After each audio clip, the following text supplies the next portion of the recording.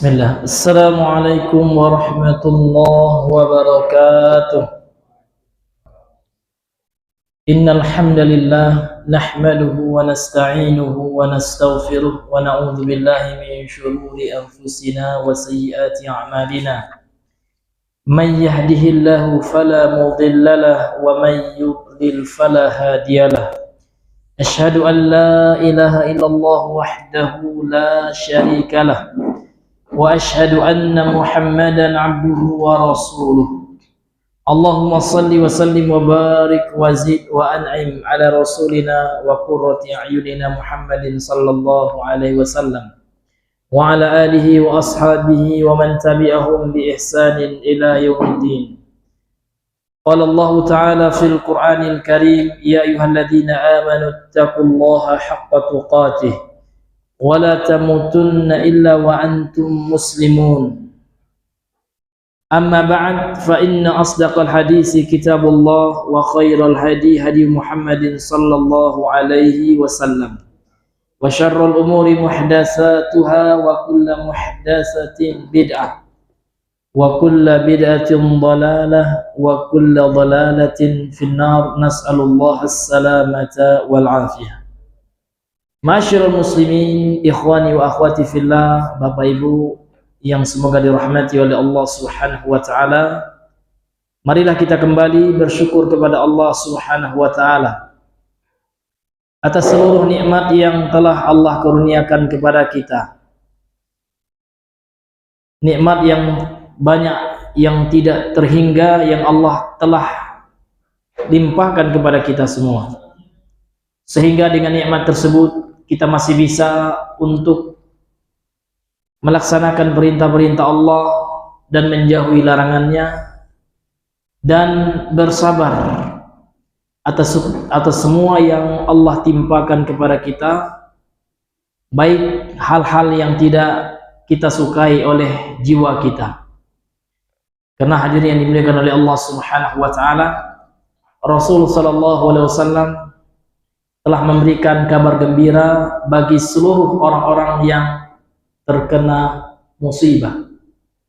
Ada kabar gembira yang Rasul sampaikan kepada kita. Kata Nabi yang mulia sallallahu alaihi wasallam, "Innallaha idza ahabba qauman ibtalah." Sesungguhnya Allah Subhanahu wa taala apabila mencintai suatu kaum, maka Allah akan mengujinya. Mudah-mudahan saudara-saudara kita yang tertimpa musibah, mudah-mudahan itu bentuk cinta Allah Subhanahu wa taala kepadanya. Karena apabila kita menerima ikhlas, sabar terhadap apa yang telah Allah berikan berupa ujian kepada kita, maka akan meninggikan derajat kita dan sebagai penghapus dosa. Masyarul muslimin yang dirahmati oleh Allah Subhanahu wa taala. Namun memang berat kecuali orang-orang yang khusyuk, yang tunduk kepada Allah. Allah Subhanahu wa taala berfirman, "Wasta'inu bis-sabri was-salah wa innaha lakabiratun illa 'alal khashiyin." Memang berat, kabirah. Sesuatu yang sangat berat. Allah memerintahkan kita memohon pertolongannya dengan sabar. Kemudian dengan salat.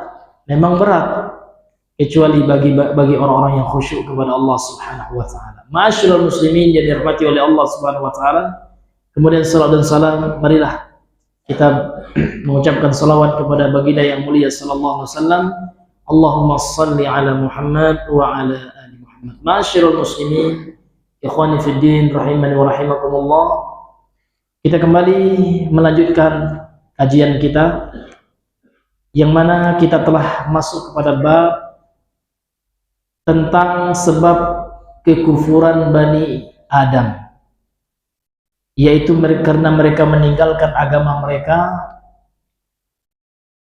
dan karena hulu terhadap orang-orang saleh, karena melampaui batas terhadap orang-orang saleh.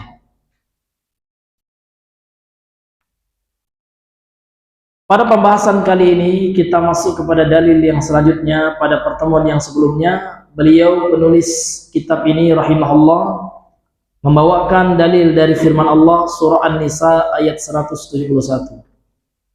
Kemudian beliau membawakan dalil dari asar sahabat Ibnu Abbas radhiyallahu anhuma. Beliau berkata, qala al-musannif rahimahullah fi sahih an Ibnu Abbas radhiyallahu anhuma. Dan di dalam hadis sahih, yakni sahih Al-Bukhari, dari Ibnu Abbas radhiyallahu anhuma, dari Ibnu Abbas anaknya Abbas, nama beliau Abdullah. Semoga Allah meridhai mereka berdua, yakni Ibnu Abbas dan Abbas ayahnya.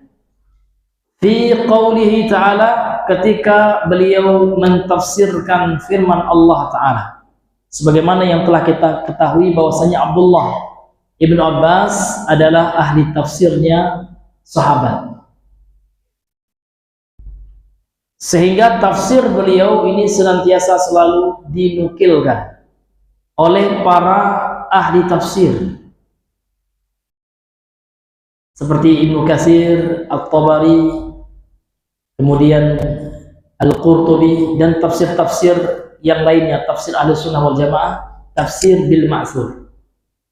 Karena tafsir yang sesuai dengan kaidah tafsir yang sesuai dengan manhaj para sahabat, yang sesuai dengan manhaj Ahlussunnah wal Jamaah, dia adalah mentafsirkan Al-Quran dengan Al-Quran dan mentafsirkan Al-Quran dengan sunnah Nabi yang mulia sallallahu alaihi wasallam, serta dengan kesepakatan para sahabat. Maka hadirin yang dimuliakan oleh Allah Subhanahu wa taala, inilah yang disebut dengan istilah tafsir bil ma'thur. Kemudian ada tafsir bil ra'yi, ada tafsir dengan akal. Maka ini ada rincian di kalangan para ulama. Kalau ra'yunya menyalahi nas, menyalahi Al-Quran, atau menyalahi hadis Nabi, atau menyalahi ijma'nya para sahabat, tentu ini adalah tafsir dhalal, tafsir sesat, seperti tafsirnya orang-orang Batiniyah. Mereka mentafsirkan Al-Quran dengan tafsir batin. Namun ketika kita telusuri, ujung-ujungnya mereka kembalikan kepada guru-guru mereka, yang mereka menyangka guru-guru mereka itu mendapatkan langsung dari Allah dengan kasyaf, dengan terbukanya tirai batin, katanya.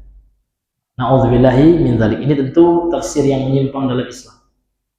Dan tafsir-tafsir yang lainnya yang menyimpang dari Islam, atau tafsir sufi juga, atau tafsir liberal, tafsir yang tidak merujuk kepada Al-Quran, mentafsirkan dengan pemikiran dan bertentangan dengan Al-Quran. Tapi kalau seandainya ada penafsiran yang menggunakan akal, namun akal tidak bercanggah dengan Al-Quran, ini selama tidak bertentangan dengan Al-Quran dan dia menguatkan tafsir yang benar, ini tidak mengapa. Karena akal itu dalam Islam tidaklah dibuang 100%, tidak. Karena akal ini punya peran juga.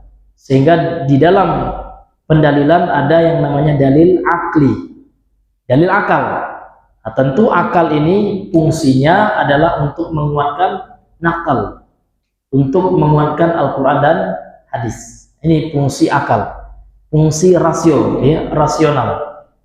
Jadi logika itu tidak 100% ditolak. Logika yang ditolak adalah logika yang salah, logika yang menentang kebenaran yang sifatnya absolut dalam Islam.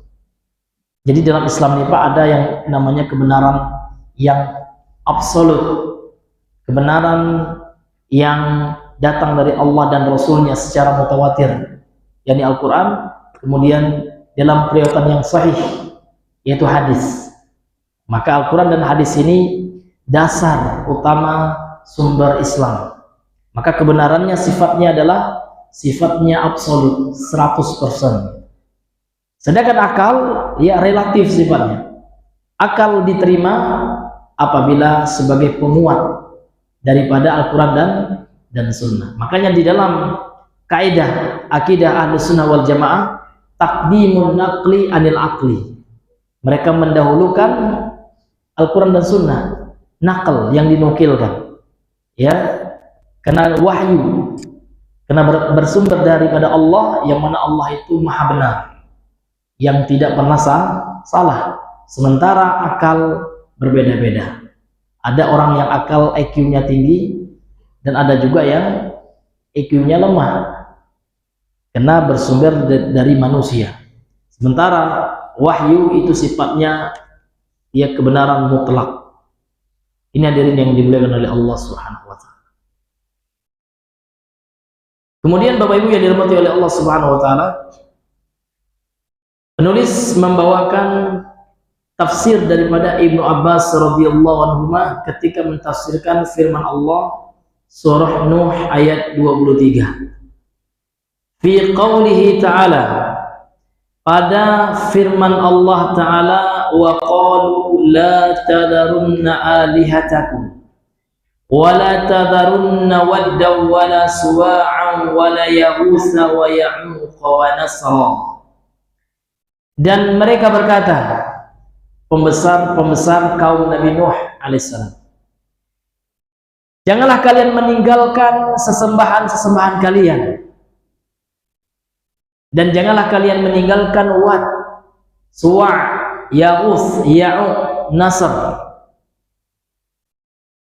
dan nama-nama yang disebutkan ini, kata Ibnu Abbas radhiyallahu anhu, qala, beliau berkata, hadhihi asma'u rijalin salihin min qaumi Nuh. Nama-nama yang disebutkan di atas adalah nama-nama orang-orang saleh dari kaum Nabi Nuh. Jadi Wad, Suwa', Ya'uth, Ya'uq, Nasr, ada 5 yang disebutkan. Ini ternyata adalah nama-nama orang saleh sebelumnya, orang baik.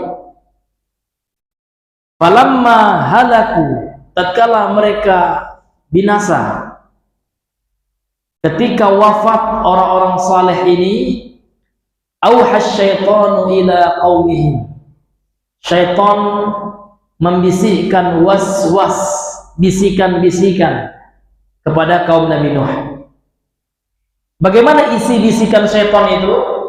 Aninsibu ila majalisihim allati kanu yajlisuna fiha ansaba. Hendaknya mereka melukiskan, membuat lukisan, serta membuat patung, monumen gitu ya, yang diletakkan di tempat-tempat mereka duduk, di majelis-majelis mereka yang mereka biasa duduk di sana. Ansoba, patung-patung berhala dengan bentuk, dengan rupa yang menyerupai orang-orang soleh yang telah wafat tersebut. Wasamuha bi asma'ihim, dan mereka menamai patung-patung itu dengan nama-nama orang saleh yang telah wafat dahulu. Fafa'alu, dan mereka kaum Nabi Nuh melakukannya. Walam tu'bad, pertama kali belum disembah. Pertama kali ketika dibuat lukisan ataupun patung yang menyerupai orang soleh tersebut belum disembah, hanya sekedar untuk mengingat jasa, hanya untuk pelepas rindu, untuk kenang-kenangan. Itu awal pertama kali mereka membuat monumen itu, patung itu Pak. Hatta idza halaka ulaika, sampai apabila wafat generasi yang membuat patung itu, artinya puluhan tahun atau ratusan tahun setelahnya. Wa nusiyal ilmu, dan ilmu tauhid dilupakan, ditinggalkan. Ubidat, disembahlah patung-patung itu. Na'udzubillahi min dzalik. Itulah kenapa para ulama, bahkan Nabi ya, kenapa jangankan ulama apa, Nabi sendiri dalam hadis Sahih Muslim ketika Fathul Makkah, ketika Nabi telah menaklukkan kota Makkah, beliau berwasiat kepada Ali bin Abi Thalib, ya Ali, wala tada ya timsalan illa tamastaha wala qabran musyrifan illa sawaitahu. Wahai Ali, tidaklah engkau jumpai ada patung, ada gambar, kecuali engkau musnahkan, kau hancurkan. Dan tidaklah engkau melihat ada kuburan yang dibangun tinggi, kecuali engkau sawaitahu, engkau ratakan. Ini wasiat Rasulullah kepada Nabi Muhammad, kepada Ali bin Abi Thalib radhiyallahu anhu. Ketika beliau telah menaklukkan kota Mekah, ketika beliau telah memiliki kekuatan power. Maka hadirin yang dimuliakan oleh Allah, kenapa beliau lakukan? Karena ini akan menjadi sarana, wasilah kepada perbuatan kesyirikan. Memang hari ini, Pak, orang-orang yang memasang foto-foto ulama itu mungkin tahu dia, tidak boleh kita sembah. Mereka masih paham tentang tauhid. Tapi siapa yang menjamin 100 tahun lagi atau 20 tahun lagi? Apalagi sekarang ya ilmu-ilmu agama ya tidak ataupun kurang diminati kalau kita survei gitu Pak ya, dibandingkan dengan ilmu dunia. Lama kelamaan orang tidak paham terhadap agama, dan lama kelamaan boleh jadi patung itu disembah. Na'udzubillahi min dzalik. Maka untuk itulah ya dilarang dalam Islam. Maka patung dalam Islam ini dilarang. Ya. Walaupun tujuannya tidak untuk disembah, tetap dilarang. Kenapa? Karena akan ya menjadi wasilah untuk disembah. Maka ada fatwa ya, fatwanya yang nyeleneh dari lembaga-lembaga tarjih ya. Patung boleh gitu, ini nyeleneh. Yang nggak boleh itu kalau diniatkan untuk disembah. Ini telah menyelisih ijma. Kalau salah kita katakan salah gitu ya. Karena telah dinukilkan ijma oleh Imam An-Nawawi, kesepakatan ulama yang namanya patung itu ulama telah sepakat. Sebagaimana musik, ulama sepakat. Nah, tiba-tiba ada yang menghalalkannya. Yang tidak boleh itu kalau musik non-Islami. Kalau yang Islam begitu juga. Yang nggak boleh itu kata mereka itu patung kalau seandainya disembah katanya. Na'udzubillahi min dzalik. Ya. Ini hadirin yang dimuliakan oleh Allah. Dilarangnya patung itu ya karena akan berpotensi akan disembah oleh manusia. Memang sekarang tidak orang paham ilmu tauhid, tahu orang ya ini syirik entah. Namun dilarang untuk jangka panjang, untuk masa depan anak keturunan kita kaum muslimin. Makanya dilarang. Ini hadirin yang dimuliakan oleh Allah Subhanahu wa taala. Kemudian hadirin yang dimuliakan oleh Allah Subhanahu wa taala, kemudian beliau melanjutkan, wa qala Ibnul Qayyim, berkata Imam Ibnul Qayyim, qala ghairu wahidin minas salaf, telah berkata ya satu orang lebih ya dari kalangan salaf, ulama salaf, lamma matu, tatkala meninggal orang-orang saleh ini Pak, kaum Nabi Nuh ini yang soleh itu meninggal, akafu ala quburihim, lantas ya kaumnya, fansnya ini ya fansnya lah gitu ya, mereka ukuf itu iktikaf, mereka menginap di kuburnya ya. Thumma sawwaru tamasilahum, kemudian mereka gambarlah bentuk rupa mereka buat patung yang menyerupai mereka. Thumma qala alaihimul amad, kemudian setelah itu ya meninggal generasi ini ya, setelah waktu yang panjang ya, pada generasi yang berikutnya, fa'abaduhum, maka mereka menyembah, beribadah kepada monumen ataupun patung yang mereka buat tersebut. Maka hadirin yang dimuliakan oleh Allah Subhanahu wa taala, dalam Islam itu Pak tidak ada yang namanya patung. Maka banyak sekali Pak kalau kita lihat bab hadis yang menerangkan tentang patung, itu banyak sekali larangan tentang membuat patung. Namun masuk patung di sini adalah patung makhluk bernyawa. Ini hadirin yang dimuliakan oleh Allah Subhanahu wa taala. Kemudian kita masuk kepada syarah daripada Syekh Shalih Al-Fauzan. Qala Syarih hafizahullah taala, berkata pensyarah kitab yang semoga dijaga oleh Allah, Tarjamah Ibnu Qayyim, beliau menjelaskan biografi singkat tentang Imam Ibnu Qayyim Al-Zawjiyah rahimahullah. Wal Imamul Allamatu Muhammad bin Abi Bakr bin Ayyub Az-Zar'i Ad-Dimashqi. Nama beliau adalah Al-Imam Al-Allamah. Namanya beliau adalah Muhammad bin Abi Bakar, itu namanya. Jadi nama beliau adalah Muhammad, nama ayahnya Abi Bakar, nama kakeknya bin Ayyub Az-Zar'i, berasal dari kabilah Az-Zar', ya. Ad-Dimashqi, beliau berasal dari Damaskus. Tilmidhu Syekhul Islam Ibn Taimiyah, beliau adalah salah satu murid dari Syekhul Islam Ibn Taimiyah rahimahullah. Wa mata sanata 51 ba'da 700. Beliau meninggal pada tahun 751 Hijriah rahimahullah, semoga Allah merahmati beliau. Wa lahu muallafatun mufidatun masyhurah, dan beliau memiliki karya-karya yang bermanfaat dan yang terkenal. Apa tulisan beliau yang terkenal, Pak? Ada yang tahu, Pak, apa tulisan Ibnu Qayyim ini yang Bapak tahu? Ya, Al-Fawaid, ya, Masya Allah. Tentang hati itu luar biasa, Pak. Ada buku beliau sudah diterjemahkan juga, ditahqiq oleh Syekh Ali Hasan Al-Halabi, ya, Al-Athari rahimahullah, murid senior Syekh Albani di Yordania. Judulnya apa, Bang? Al-Adda'u, ya, Wad-Dawa. Ad-Da'u Wad-Dawa ini kitab tentang obat hati, bagaimana melawan syahwat, melawan penyakit syahwat dan cinta buta, ishq. Jadi kalau seandainya kita ingin jauh dari yang namanya penyakit syahwat, karena memang fitnah syahwat ini luar biasa. Siapapun bisa terkena fitnah syahwat. Nauzubillah. Nauzubillahi min dzalik, ya.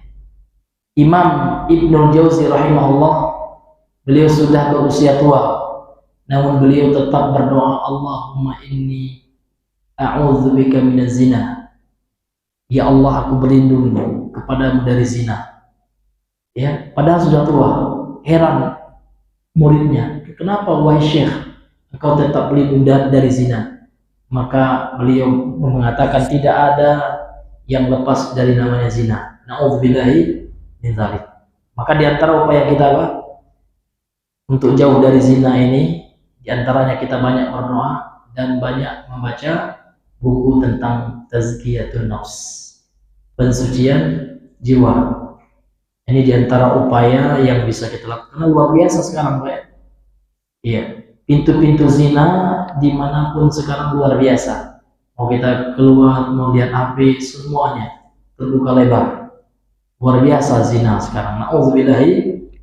Dan zina itu, Pak, tidak melihat orangnya, mau panjang jenggotnya, bahkan mau hafiz 30 juz, ya, mau lulusan pesantren, mau dia ustadz, siapapun ada potensi jatuh dalam zina kalau tidak menjauhi, ya, sarana-sarana yang mengantarkan kepada zina. Maka nggak boleh ikhtilat untuk itu. Kenapa nggak boleh ikhtilat? Kenapa Nabi mengatakan kepada sahabatnya, la tadkhulu 'alan nisa, jangan kau masuk kepada kelompok ibu-ibu. Untuk apa, Pak? Untuk preventif dari yang namanya bahaya zina. Kenapa Allah menyuruh kita menundukkan pandangan? Karena zina itu dimulai dari pandangan mata yang liar. Makanya Allah mengatakan kullil mu'minina yaghudduna min absarihim. Katakan bagi laki-laki yang beriman, ini laki-laki yang beriman. Kalau yang kurang imannya nggak bisa juga dia, ya. Namun orang yang beriman itu Allah mengatakan yaghudduna min absarihim, hendaknya mereka menundukkan pada ghaddul basar. Karena di zaman yang luar biasa fitnah ini, luar biasa sekali. Maka kita sangat khawatir dan takut. Makanya Imam Ibnu Jauzi, bisa baca ya dalam kitabnya Talbisul Iblis, itu Beliau mengatakan la taqrabun nisa, kata beliau. Walau kunta turidu an tu'allimuhunna al-Qur'an. La taqrabun nisa. Jangan kalian dekati wanita meskipun kalian ingin mengajarkannya Al-Qur'an. Itu kehati-hatian beliau ini. Ini hadirin yang dimuliakan oleh Allah. Betapa banyak orang awalnya itu kan cuma mengajarin Al-Quran, Ustaz. Ya. Datanglah berdua-dua bersama perempuan. Ya, na'udzubillah, ini tipu daya syaitan ini, hati-hati Pak. Hebat sekali. Ya. Bahkan ahli ibadah saja bisa menjadi murtad karena wanita. Na'udzubillahi min dzalik. Makanya Rasul telah mengingatkan kepada kita, fitnah yang besar bagi kaum laki-laki itu fitnah wanita. Ya. Ini hadirin yang dimuliakan oleh Allah Subhanahu wa taala. Makanya kenapa dalam agama kita itu, ya, Allah mengatakan fankihu ma lakum minan nisa masna wa thulatha wa ruba', dimulai dari 2 untuk menjaga jiwa, menjaga diri dari yang namanya zina. Na'udzubillahi min dzalik. Maka daripada zina, bagi orang yang mampu lakukan yang halal. Ya, zina luar biasa, ya kan? Ya, zina luar biasa. Melihat itu saja udah zina. Melihat wanita dengan syahwat sudah zina mata. Ini banyak. Yang paling besar tentu zina kemaluan. Na'udzubillahi min dzalik. Maka untuk itu hadirin yang dimuliakan oleh Allah, kita memperbanyak ya berdoa kepada Allah, kemudian memperbanyak membaca buku-buku tazkiyatun nafs. Ya, buku-buku tentang obat hati. Ini masyarakat muslimin yang dirahmati oleh Allah. Ini sudah banyak terjemahannya, Pak. Bisa Bapak baca. Ya, judulnya Ad-Da' wa Dawa. Itu bagus sekali ya. Bapak Ibu yang dirahmati oleh Allah. Kemudian beliau menjelaskan kepada kita mufradat, ya, kosakata dari Al-Quran surah Nuh ayat 23 ini. Wa qalu la tadarunna alihatakum. Maksud la tadarun itu la tatruku ibadataha, jangan kalian meninggalkan menyembah patung-patung tersebut. Jadi ya, yang berbicara ini Pak Zu'ama namanya, Zaim Zu'ama, ya, pembesar kaum Nabi Nuh. Jadi memang pembesar-pembesar kaum itu biasanya ya yang menjadi penghalang dakwah. Terkadang Allah menguji dakwah para nabi, termasuk dakwah siapapun yang menyeru ke jalan Allah itu, mereka akan berhadapan dengan provokator. Ini provokator yang bilang di masa Nabi Nuh. Wa qalu la tadarunna alihatakum. Ada yang memprovokasi umat Nabi Nuh ini untuk tidak termakan dengan ajakan Nabi Nuh, mengesahkan Allah, meninggalkan syirik. Tibalah provokator. Dan biasanya provokator ini orang yang berpengaruh. Demikian juga tantangan dakwah kita dimanapun kita berdakwah. Kalau orang awam itu fitrah mereka itu menerima dakwah tauhid, namun terkadang tantangan kita yang terbesar adalah ketika asungan menghadapi ya hasutan, asungan, ya provokasi, fitnah-fitnah dari provokator. Ini tantangan ujian dakwah. Begitu juga Nabi Muhammad, ya, provokator Abu Lahab, paman beliau sendiri, ya, yang menyuruh apa? Orang-orang Quraisy untuk tidak mendengarkan Nabi Muhammad. Ya, pas Nabi Muhammad berdakwah datang juga dia. Namun setelah Nabi mengajak mereka untuk mengesahkan Allah, dicelanya Nabi, Pak, langsung di hadapan Nabi. Tabban laka ya Muhammad, kata Abu Lahab. Celaka engkau. Alihada jama'atana, apakah kena ini saja engkau mengumpulkan kami? Datang juga dia. Namun di depan Nabi nggak ada sopannya dia. Akhirnya Allah murka kepada Abu Lahab, turun ayat langsung mengecam, memvonis Abu Lahab masuk neraka. Belum mati, Pak, Abu Lahab sudah divonis. Na'udzubillahi min dzalik. Masyaallah muslimin yang dirahmati oleh Allah Subhanahu wa taala. Kemudian wala tadharunna wadda ila akhir. Ai wala tatruku haula'i khususan, jangan kalian tinggalkan mereka, yakni patung-patung atas nama orang-orang soleh itu secara khusus. Ini hadirin yang dimuliakan oleh Allah Subhanahu wa taala. Kemudian beliau menjelaskan tentang perkataan imam ataupun sahabat yang mulia Ibnu Abbas, yang mana Ibnu Abbas mengatakan 5 nama yang disebutkan oleh Allah dalam surah Nuh ayat 23 itu, Wa, Suwa, Yahus, Ya'uq dengan Nasr itu, Ibnu Abbas mengatakan ini adalah nama orang-orang saleh dari kaum Nabi Nuh. Falamma halaku, falamma halaku itu maknanya kata beliau ai mata ulaika salihuna wa hazina alaihim qaumuhum huznan syadidan. Tatkala meninggal orang-orang soleh tersebut, maka bersedihlah atas mereka kaum mereka. Kaum mereka bersedih atas kematian mereka huznan syadidan, dengan kesedihan yang sangat mendalam. Jadi setelah meninggal orang-orang soleh ini sangat sedih mereka, sedih sekali. Sehingga apa yang terjadi dalam kesedihan itu, auhash syaitanu alaihi, syaitan memberikan waswas. Nah, di sini Pak bisa kita ambil faedah, hati-hati ketika sedih, ketika sedang sedih, larut dalam kesedihan, dapat musibah ya, terkadang syaitan mudah untuk masuk. Apa yang dibisikkan oleh syaitan macam-macam. Syirik yang pertama kali Pak, dibuatnya kita ya marah sama Allah, ya kita membuat kita nggak bersyukur kepada Allah, membuat kita mengatakan nggak adil Allah nih, kok saya diuji seperti ini ya. Nah ini syaitan akan masuk. Nah, makanya beliau mengatakan auhas syaitanu ila qaumihim ai waswasa wa alqa ilaihim. Syaitan memberikan wahyu yang dimaksud dengan wahyu ini adalah waswas, ya, tipu daya yang diberikan kepada mereka, yang dibisikkan kepada kaum Nabi Nuh tersebut. Untuk apa? Untuk mengenang jasa-jasa orang soleh. Dengan cara apa? Dengan cara membuat patung, membuat monumen, termasuk makna dari surah taswir itu Pak, termasuk membuat lukisan, foto. Iya, mereka lukis, kemudian mereka buat patungnya. Itu adalah was-was dari syaitan ya. Jadi syaitan ya membisikkan kepada mereka, buatlah patung atau buatlah lukisan mereka supaya akan yang menghilangkan rasa sedih kalian, sehingga terobati sedih kalian, sehingga tatkala kalian ingat kepada mereka, kalian bisa melihat patungnya, sehingga apa? Hilang rasa sedih, sehingga menimbulkan ya kerinduan dan kegembiraan. Nah, ini ya bisikan syaitan.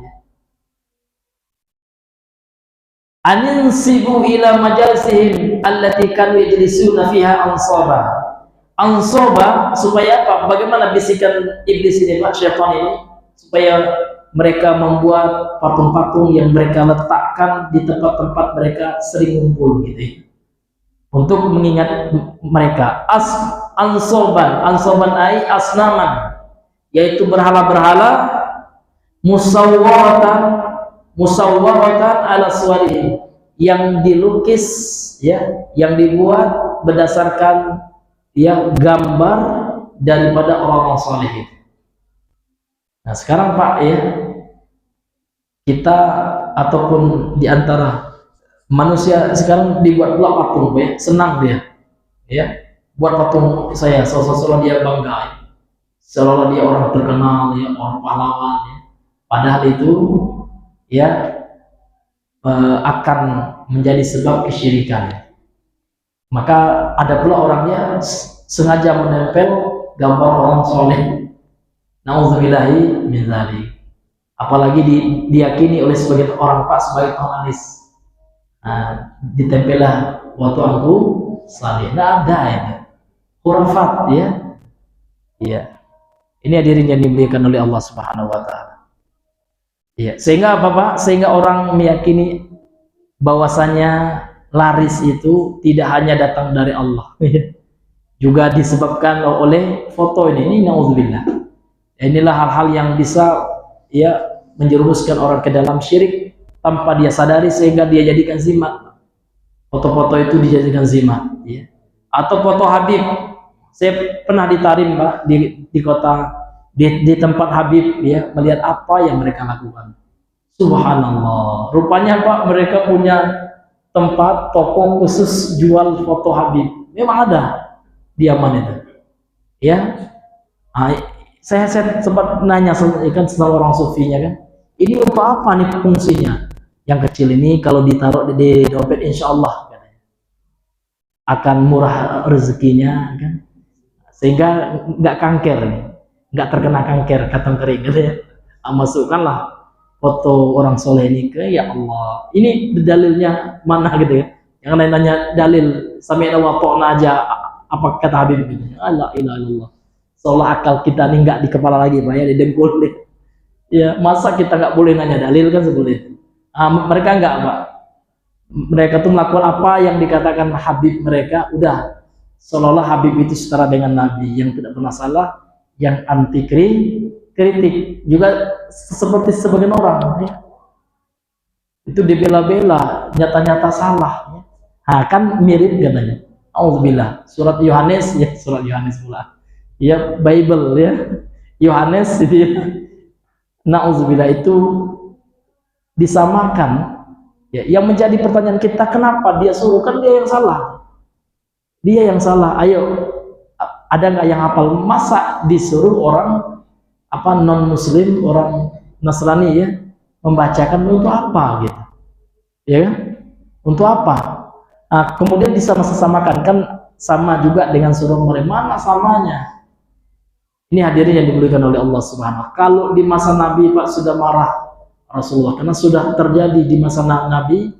Umar bin Khattab pernah memegang Taurat, maka Nabi marah, ya, sampai-sampai Nabi mengatakan, kalau seandainya laukana Musa hayyan, kalau seandainya Musa hari ini hidup, kata Rasulullah, ma wasi'ahu ila tibai, maka dia tidak bisa lagi mengamalkan syariatnya kecuali mengikuti syariatku, tidak bisa lagi mengamalkan Taurat karena Taurat sudah expired, karena Taurat sudah tidak, ya, berfungsi lagi sebagai syariat, sumber syariat.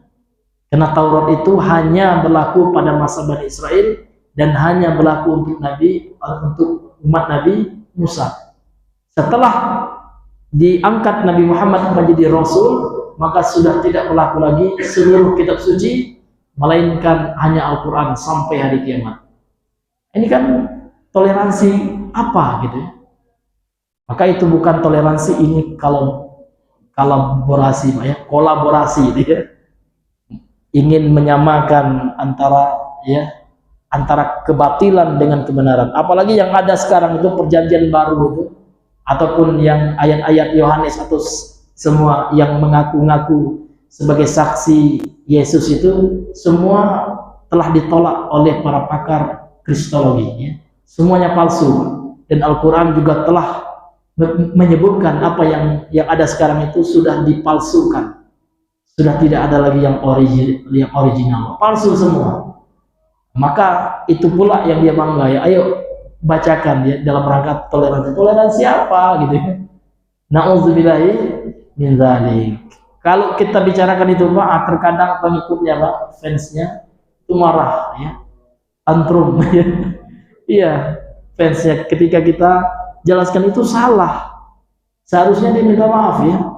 Ustaz Khalid aja sering minta maaf, masalah wayang minta maaf beliau, padahal udah benar lah itu, ya. Iya, artinya apa? Seolah tidak pernah salah, seolah anti kritik. Itu yang kita sayangkan, Pak, ya. Na'udzubillahi min zalik. Ini hadirin yang dimuliakan oleh Allah Subhanahu wa Ta'ala. Semoga Allah jauhkan kita dari syubhat. Ini luar biasa, Pak, ya. Syubhat di akhir zaman ini luar biasa. Jadi fitnah syubhat, fitnah syahwat ini sangat luar biasa. Ya, kalau seandainya kita tidak hati-hati, Pak, ya, kita akan terkena itu pula. Maka kita berdoa kepada Allah Subhanahu wa Ta'ala, mudah-mudahan Allah jauhkan kita dari fitnah syubhat. Ini fitnah syubhat. Kemudian yang kedua, fitnah syahwat yang sangat merajalela. Wallahu ta'ala alam bisawab. Kita azan dulu, kemudian setelah itu kita lanjutkan.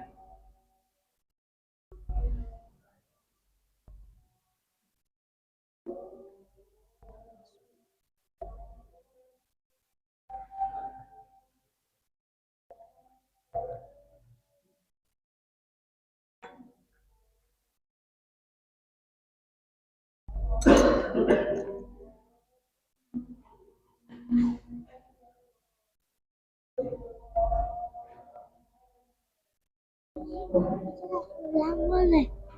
Cepatnya pulang. Ayo Labi. Boleh.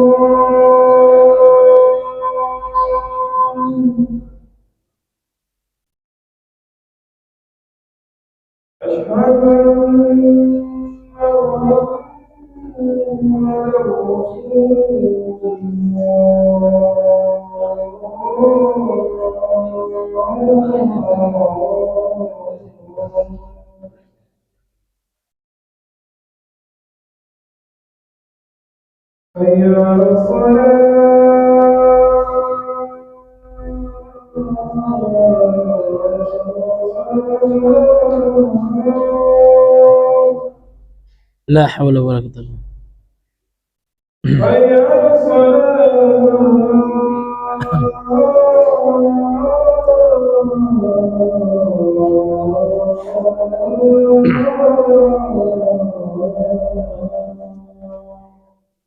La haula wala quwwata illa billah.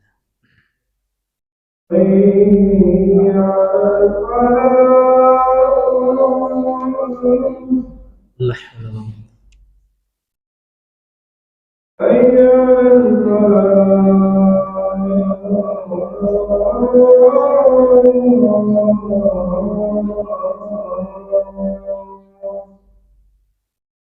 La haula wala quwwata.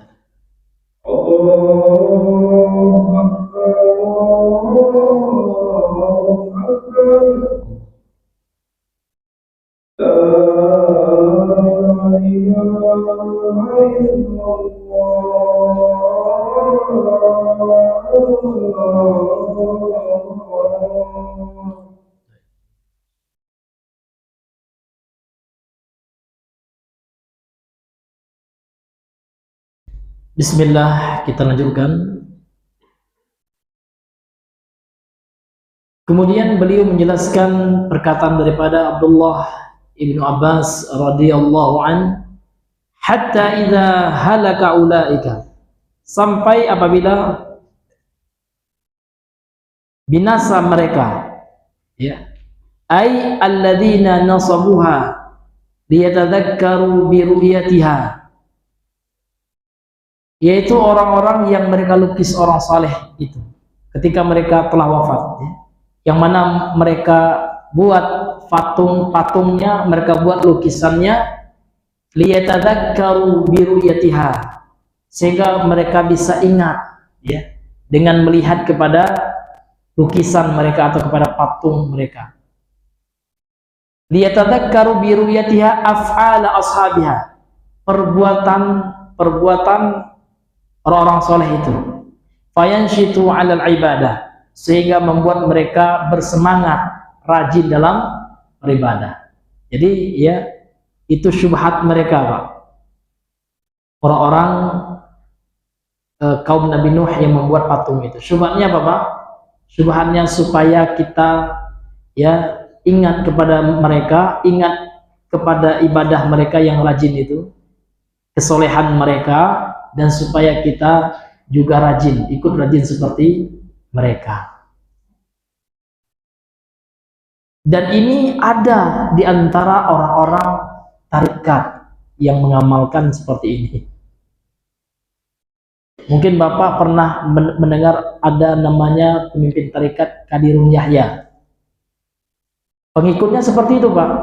Di antara bentuk kesyirikan mereka itu, kalau mereka sholat harus atau mesti diletakkan foto ayah guru, kan ayah guru, tuan guru atau ayah guru lupa ya, di sajadahnya. Jadi mereka ingat, Pak, supaya mereka khusyuk, supaya mereka dekat dengan Allah ini, Pak, melalui perantara tuan guru ini. Nah, dilihat foto Qadirun Yahya ini, Pak, ini akan mendekatkan diri kepada Allah. Ini sesat dan syirik. Na'udzubillahi min dzalik. Dan inilah yang dilakukan oleh kaum Nabi Nuh, kaum musyrikin. Na'udzubillahi min dzalik. Maka sekarang, Pak, kami kemarin dengan beliau ini, orang-orang tarekat dakwahnya sudah masuk ke kampung-kampung. Na'udzubillahi min dzalik. Ya, tarekat namanya Naqsabandiyah Al-Haqqaniyah, yang apanya, yang tuan gurunya itu orang Turki itu, Pak. Mereka biasanya berbaiat itu. Nah, waktu kami ke Solo ya, ke Lubuk Sari ya, Sungai Sari itu, sempat berbincang dengan saudara Bang Daus. Ternyata ibu itu pada udah tua ya, ibadahnya masya Allah rajin, terkena syubhat itu ya. Karena yang berdakwah di situ belum ada sunnah loh, dari sunnah nggak ada, ya. Yang mendakwakan tauhid nggak ada, yang ada itu, Pak, dakwah-dakwah yang mengajak bertarikat seperti itu. Saya pernah baca buku beliau juga, Ustaz, ini buku ibu, Ustaz. Semangat ibu itu masya Allah ya, kalau kita ajak kepada sunnah, insya Allah itu. Saya lihat di buku Ma'aubillah ya, yang dibahas itu ya, tidak ada dalil, semuanya perkataan tuan guru itulah. Na'udzubillahi min dzalik. Di sini, Pak, butuh kita kepada dakwah ini. Dakwah kita ke daerah-daerah yang memang belum dijangkau, belum ada ya para dai dari Ahlussunnah wal Jamaah. Sedih kita, Pak ya. Yang adanya yang seperti itu ya. Yang mengajak tidak jelas ya, bahkan mengajak kepada kesyirikan. Na'udzubillahi min dzalik. Maka butuh kita ya mendakwakan terus tauhid ini di tengah-tengah masyarakat kita. Kemudian kata beliau, kata Ibnu Abbas, wa nusiyal ilmu, dan ilmu dilupakan, ai zalatil ma'rifah, hilang pengetahuan gitu ya tentang tauhid, zalat, hilang. Wa ghalabal juhal, yang banyak, Pak, orang jahil. Orang-orang jahil ya mengaku juga sebagai pendakwah namun mengajak kepada kesesatan. Atau orang yang baru tobat langsung jadi sesuatu yang banyak. Ya. Alladzina la yumayyizuna baina syirki wa tauhid. Mereka nggak mampu membedakan ini syirik, ini tauhid, karena mereka nggak belajar. Tidak mempelajari tentang ilmu tauhid, karena tauhid ini ada ilmunya. Ya, banyak kitab-kitab tentang tauhid ini, Pak. Jauh sebelum hidupnya, sebelum lahir, ya, Ibnu Abdul Wahab, Muhammad Abdul Wahab ini, Pak, ulama-ulama salaf seperti Imam Ibnu Khuzaimah, ini ahli hadis, hidup pada tahun 300-an Hijriah. Beliau telah menulis kitab namanya Kitab Tauhid Ibnu Khuzaimah.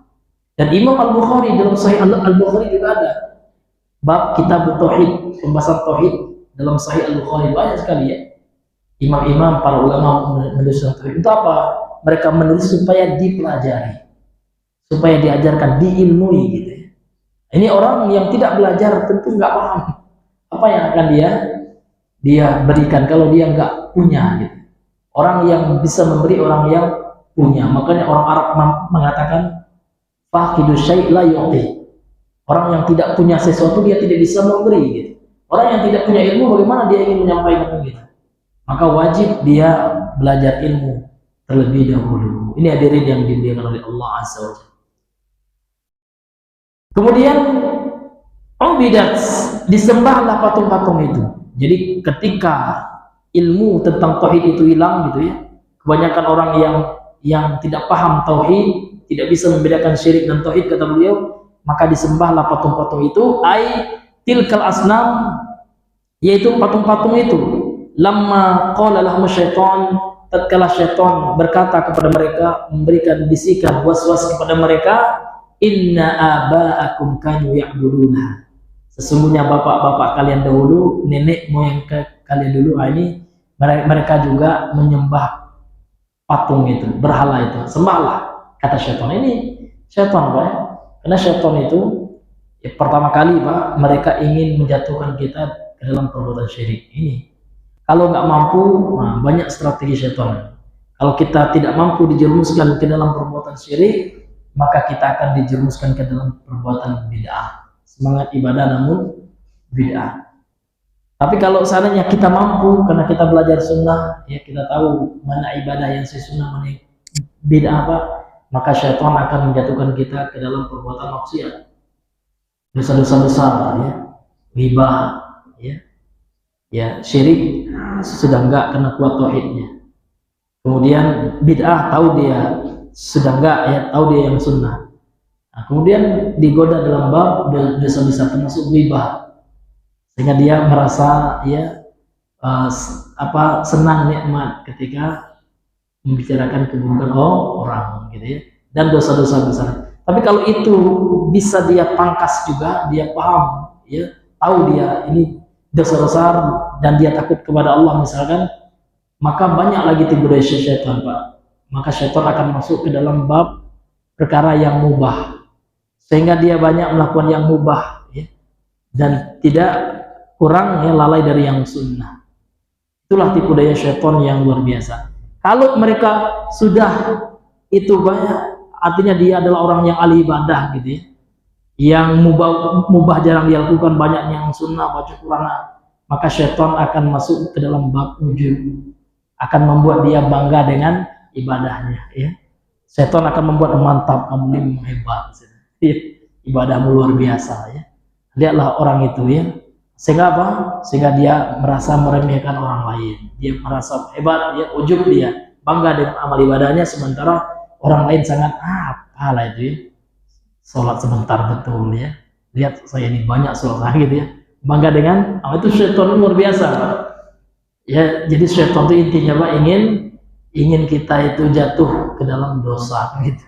Nauzubillahi min dzalik. Baik hadirin yang dimuliakan oleh Allah Subhanahu wa taala, karena mengingat waktu ya, karena makna global dari asar ini cukup panjang, mungkin kita cukupkan dahulu sampai di sini pembahasan kita pada malam hari ini. Mudah-mudahan yang singkat ini, ikhwan akhwat sekalian, bapak ibu sekalian, bisa bermanfaat, terutama bagi kami yang menyampaikan. Demikian juga bagi bapak ibu yang hadir di masjid ini. Subhanakallah wa bihamdika, asyhadu an la ilaha illa anta, astaghfiruka wa atubu ilaik. Assalamualaikum warahmatullahi wabarakatuh.